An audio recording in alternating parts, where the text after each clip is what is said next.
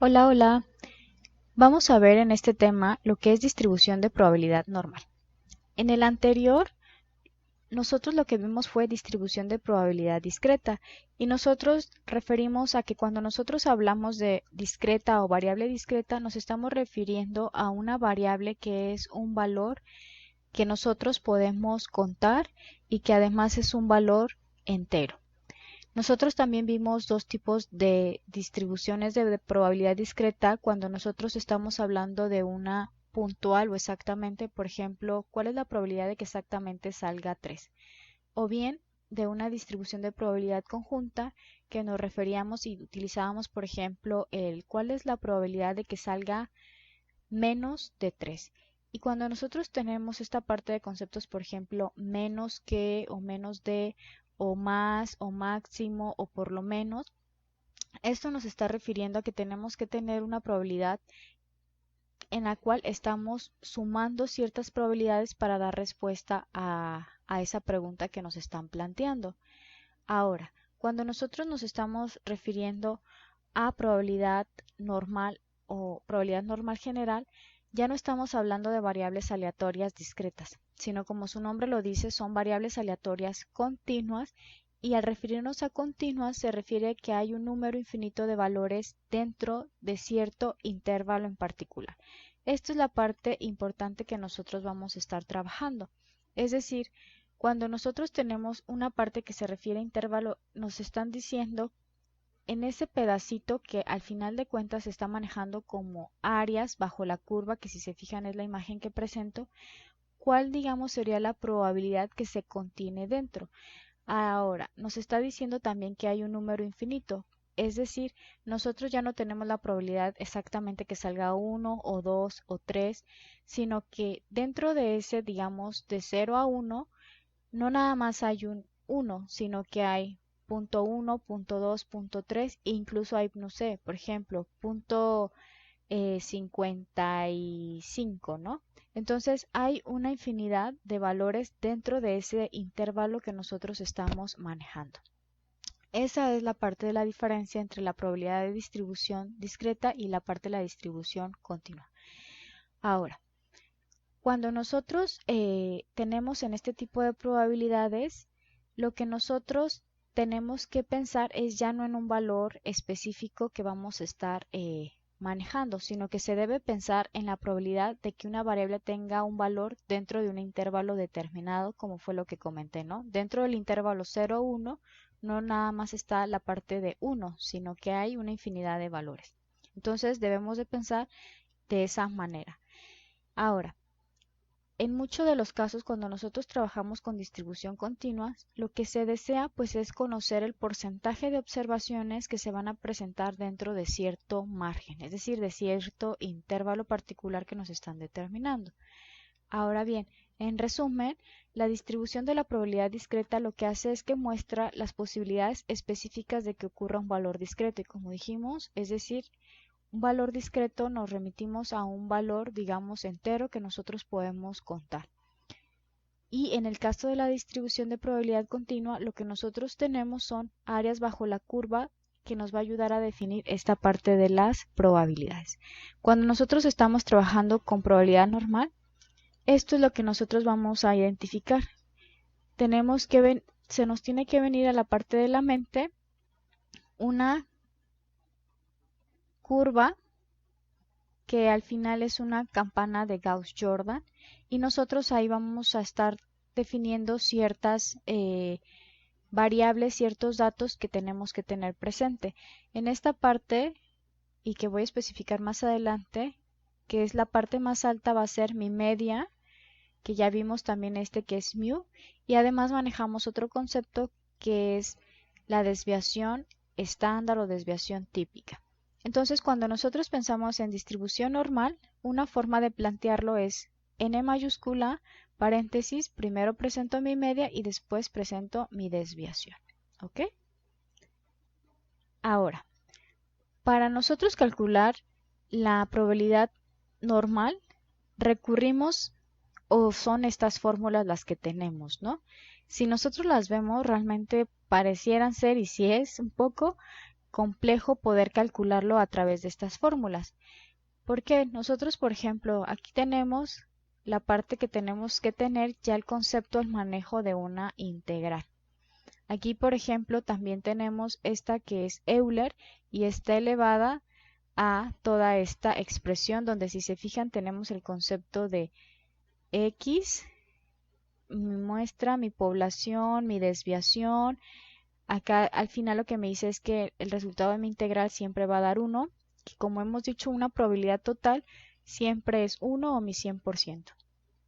Esta otra forma también es lo mismo, digamos, son los mismos cálculos que nosotros podemos tener, que es 1 entre la desviación, la raíz cuadrada de 2pi elevada, bueno, Euler y elevado a esta expresión que nosotros ya compartimos. Entonces, pues realizar estos cálculos podrían ser bastante entretenidos poder realizarlos y tendríamos que tener ya un muchísimo mejor manejo de los conceptos que nos están remitiendo, ¿no?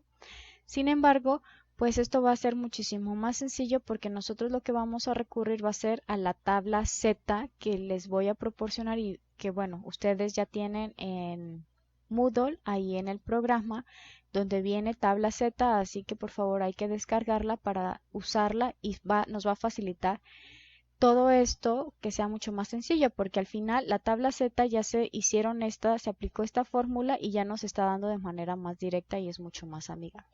Como les comento, al final lo que nos dice es que cuando nosotros si nosotros trabajamos mi curva normal o campana de Gauss-Jordan, si nosotros consideráramos todo lo que hay debajo de esta curva, estamos hablando que tenemos una probabilidad de 1 o de mi 100%, siempre y cuando se considere todo. Pero lo que vamos a ver es que cuando nos están haciendo preguntas, no nos van a preguntar, no va a ser nuestro 100%, sino que, como vimos también en el concepto, me van a estar diciendo de cierto intervalo específico, por ejemplo aquí, de 0 a 1, y me van a estar preguntando esto. Y a través de mi tabla Z voy a poder recuperar ese valor de cuánto probabilidad es de la que estamos hablando. Y recuerden, cuando hablamos de probabilidad estamos hablando de porcentaje. ¿Cuál es el porcentaje de observaciones que se encuentran en este intervalo de datos? Muy bien. Ahora, como les comento, cuando hablamos de distribución de probabilidad normal, tenemos que remitirnos mentalmente a esta campana que nosotros tenemos o esta curva. Ahora, esta curva se llama la curva normal o campana de Gauss-Jordan y es simétrica. Esa es una de las características que tiene esta curva. Tiene forma de campana, como ya lo hemos dicho, es una curva normal, tiene una forma de campana, es simétrica. Al ser simétrica, pues son dos mitades idénticas, ¿no? Tenemos que tener aquí mi mitad y significa que si nosotros ya dijimos que todo esto es mi 100% o 1 entero, quiere decir que aquí tengo un 50% y aquí tengo un 50%.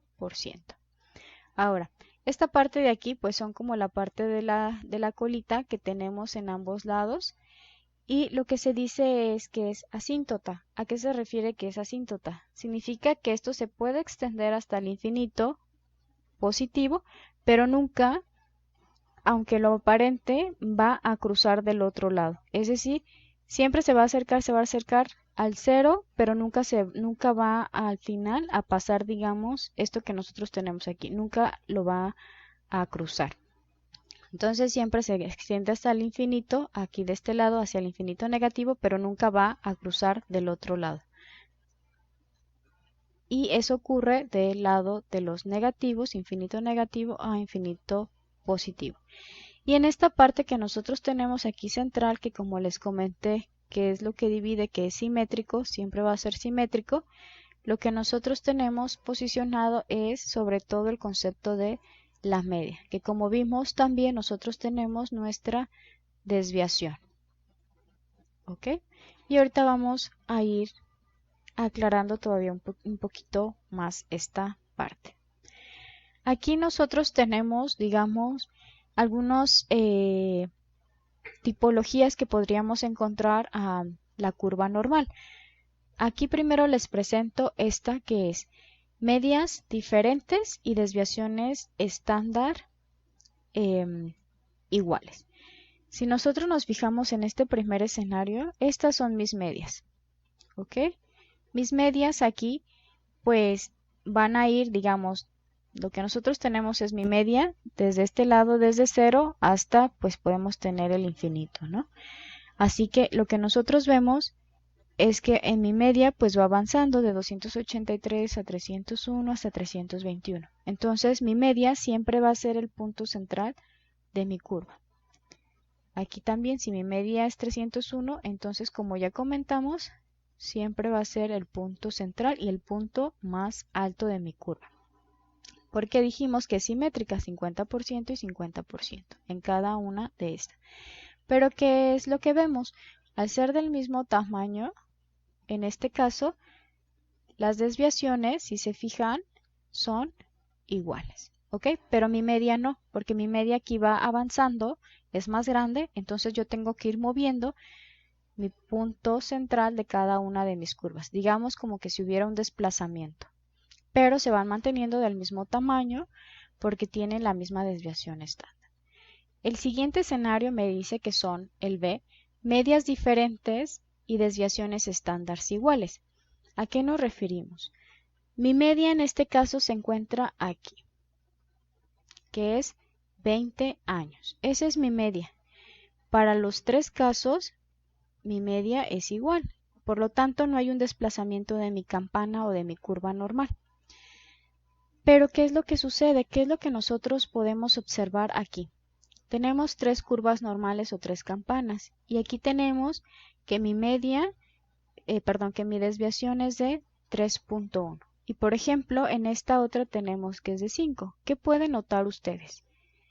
Si se fijan, esta desviación que es de 5, que es la azul, lo que nosotros observamos es que mi campana, si bien el punto más alto se mantiene en la media, que es lo que tenemos que siempre tener y que es simétrica, a diferencia que es la de 3.1, que es la anaranjada,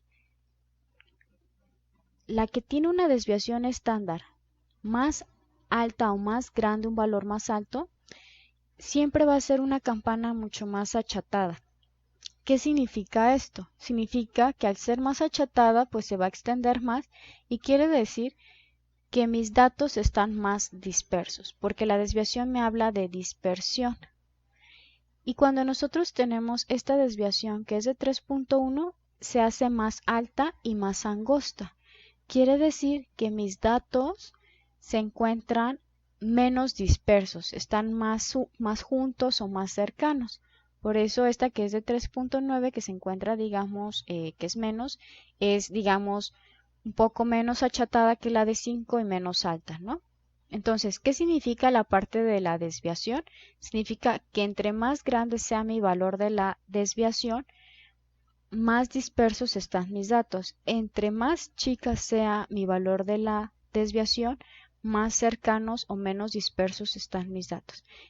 Nosotros siempre buscamos que estén menos dispersos porque están más concentrados, significa que son más similares esos valores con los que nosotros estamos trabajando y podemos nosotros darles una mejor, digamos, en cuanto a resolución de problemas, que casi la totalidad de la probabilidad se encuentre ahí, en lugar de que estén dispersos como en esta parte.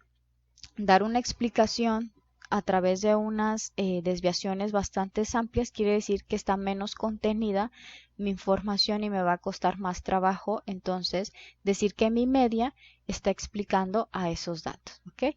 Entonces, entre más chica sea mi desviación, más cercanos están los datos para explicarse a través de mi media, y entre más grande sea mi desviación, menos cercanos están a mi media para dar esa explicación, ¿ok? Más adelante vamos a ver a través de lo que es el tema de estadística de media, moda y mediana, también la parte de estos significados a través de la media, porque muchas veces recurrimos a la media y el promedio para explicar los datos, pero por eso es importante complementar la información con la desviación, porque la desviación, si nosotros tenemos una desviación muy amplia, no podemos decir que realmente está explicando mi media o mi promedio a la totalidad de los datos que estamos nosotros observando. ¿Okay? Pero eso ya lo vamos a entender también un poquito más a detalle cuando lleguemos a esa otra unidad. Ahora tenemos, por ejemplo, aquí otro escenario que son medias diferentes y desviaciones estándares diferentes. Si nosotros observamos, vemos aquí, mis medias son diferentes, va avanzando, entonces se va recorriendo mi curva. Pero ahora aquí lo que tenemos es que, de igual manera, si nosotros vemos, mi desviación estándar de aquí es la más alta. Por eso es que está más achatada. Quiere decir que están, si se fijan, más dispersos mis datos. ¿Ok? Hay mayor dispersión. Y este de aquí, que es la desviación más pequeña, los datos no están tan dispersos como en este caso que nosotros tenemos aquí. Entonces ya comprendimos el día de hoy la parte de los conceptos de cómo se comporta una distribución normal, que va a ser una curva o una campana de Gauss-Jordan. Lo que tenemos es que son simétricas, quiere decir que de un lado hay un 50% de datos y del otro lado otro 50. 50 más 50 me da mi 100%, quiere decir que estoy tomando en cuenta toda la curva, pero que necesitamos también estar observando mi media es el punto más alto de mi curva, y tenemos otro valor que es la desviación, y la desviación me está dando más información para decirme qué tan dispersos están esos datos y qué tanto se concentran en la parte central de mi información. Si está más pequeña mi desviación, puedo dar una mayor explicación de esos datos, de que están concentrados y que se acercan a la media. Muy bien. Aquí ahora tenemos algo importante, que es la parte de la regla empírica. ¿A qué nos estamos refiriendo a la regla empírica? Nosotros normalmente tenemos, digamos, como tres valores que es lo que manejamos. Uno que es el 68%, el 95% y prácticamente toda la totalidad, que es como el 99.90 y tantos. Entonces, cuando nosotros estamos trabajando con esto, lo que nos está diciendo, y que es la parte de la regla empírica, es que ya está ahí esto dado. Al decir el 68% de los datos, significa, y recuerden que es la parte del concepto de la normal, estamos manejando intervalos. ¿Ok? Quiere decir que aquí es mi 68%. De aquí a aquí. Siempre tomando como partida el punto de la media, que es el punto central y el punto más alto de mi campana. Siempre va a ser simétrico, como dijimos. ¿Y qué significa este 68%? Significa que cerca del 68% del área bajo la curva normal se encuentra a una desviación estándar, tanto del lado izquierdo como del lado derecho. Es decir, aquí tengo a mi media y estamos diciendo que el 68% de las observaciones se encuentran a una desviación estándar más de un lado y una desviación estándar de la media, pero del otro lado, por eso es menos. En una sumamos y en otra restamos. Ahora, ¿qué significa entonces esta parte del 95%? Nosotros tenemos que dar mayor amplitud a mi intervalo, y lo que decimos o lo que significa es, y eso ya es algo dado, que al 95% de mis observaciones se encuentran a partir de mi media, que es mi punto base, a 2 desviaciones estándar o a menos 2 desviaciones estándar, y eso me da mi intervalo.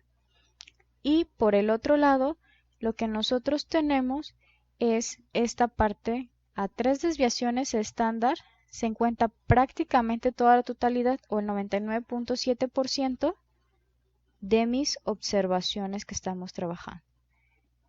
Es decir, tomo mi media y digo a 3 desviaciones estándar positivas y a 3 desviaciones estándar negativas. Es decir, sumo, de este lado sumo 2 desviaciones o una desviación o 3, y de este lado resto la parte de las desviaciones. Nosotros si lo vemos, tendríamos aquí que esto sería la traducción en la tabla Z o escala de Z. Esto sería, digamos, a 1, a 2 o a 3 valores. Y esto sería a menos 1, menos 2 o menos 3 desviaciones. ¿Ok? Entonces, tenemos que tener esto presente, que es la parte de mi regla empírica.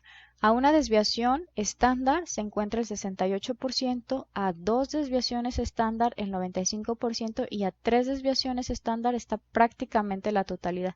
Y digo prácticamente porque al final la tabla Z, si nosotros ahorita la vamos a observar, se encuentra más o menos a 3.49. Es decir, hasta aquí es donde nosotros básicamente llegamos en nuestra tabla. 3.49 y menos 3.49. Por eso está casi toda la totalidad de mis observaciones.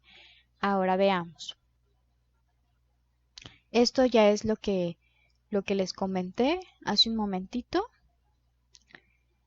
Y vamos a ver un ejemplo para que quede más clara la parte de la regla empírica a qué nos estamos nosotros refiriendo. Aquí dice, como parte de su programa de control de calidad, una compañía realiza pruebas acerca de la vida útil de las baterías. La vida media de una batería de celda alcalina D es de 19 horas. Y la vida útil se rige por una distribución normal con una desviación estándar de 1.2 horas. Responde entonces las siguientes preguntas a través de la regla empírica. ¿Entre qué par de valores se localiza el 68% de las baterías? ¿Qué es lo que nosotros tenemos aquí de datos? Primero me está diciendo distribución normal. Cuando pensamos entonces en distribución normal, recuerden, tenemos que pensar en esto. ¿Ok? Sabemos que aquí sería mi punto más alto y lo que me dice aquí es una media o un promedio de batería de 19 horas. Quiere decir que aquí son 19 horas. Y me dice que mi desviación estándar es de 1.2 horas. Esa es la información que nosotros tenemos. Ahora, ¿qué es lo que me preguntan?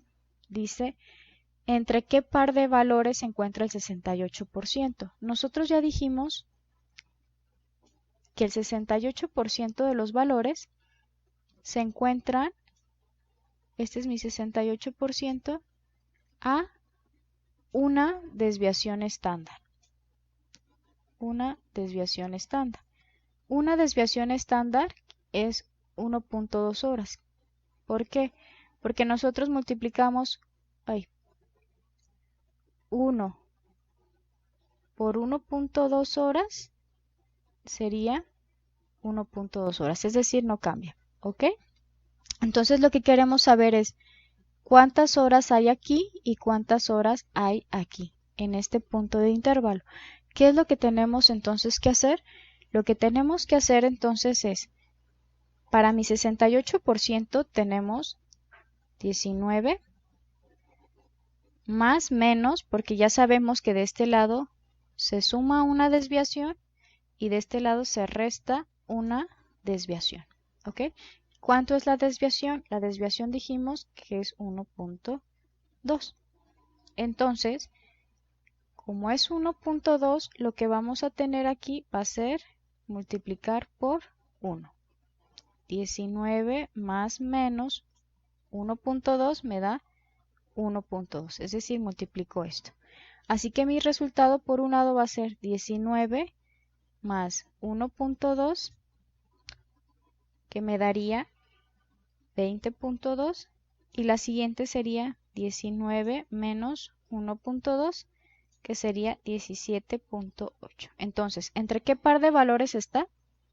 Está entre el par de valores de 17.8 horas y de 20.2 horas. Ahí se encuentra el 68% de las baterías. Me voy a la siguiente. La siguiente, bueno, aquí sería esta sin hacer caso. ¿Entre qué par de valores se localiza el 95% de las baterías? De igual modo, Recuerden, lo que nosotros tenemos aquí es que mi media que establecemos con mu es 19 horas. Mi desviación estándar es de 1.2. Entonces, para el 95% lo que nosotros dijimos es que en el 95% son 2 desviaciones estándar. Para encontrar ese par de valores, en una es más 2 desviaciones y en otra es una. Así que de igual manera que lo hicimos con el otro sería establecer mi 19 más menos, porque tengo de los dos lados, sería mi desviación es 1.2, pero ahora como es el 95, sabemos que son 2 desviaciones estándar. Así que sería 19 más menos 1.2 por 2 sería 2.4 y sería 19 más 2.4 y lo que nos va a dar va a ser 21.4 y 19 menos 2.4 y lo que me va a dar es 16.6. Entonces, a menos 2 desviaciones estándar hay 16.6 horas y con 2 son 21.4 horas. Entonces, ¿entre qué par de valores se localiza el 95% de las baterías? Entre 16.6 horas y 21.4 horas. Muy bien. Y este sería el 95%. Y el siguiente es entre qué par de valores se localiza prácticamente la totalidad de las baterías. Entonces, ustedes ahora háganlo. Pongan en pausa un momento para llegar a la parte del resultado. Yo solamente ahorita voy a poner entonces el resultado si ustedes ya también calcularon y diría entonces que el resultado sería entre 15.4 horas y 22.6 horas. ¿Entre qué par de valores se encuentra casi la totalidad? Entre este par de valores. Muy bien. Y pues eso sería todo de momento por esta parte de la introducción a la parte de distribución normal. Aquí de hecho lo que se tiene pues ya son la parte también, la expresión de la respuesta si lo queremos ver de esta manera. Y pues listo. Vamos a ver también sobre cómo es el manejo para la tabla Z que les comenté hace un momento, en irla reconociendo, ir aprendiendo cómo se va manejando para hacer la parte de las aplicaciones. Eso será en un siguiente video.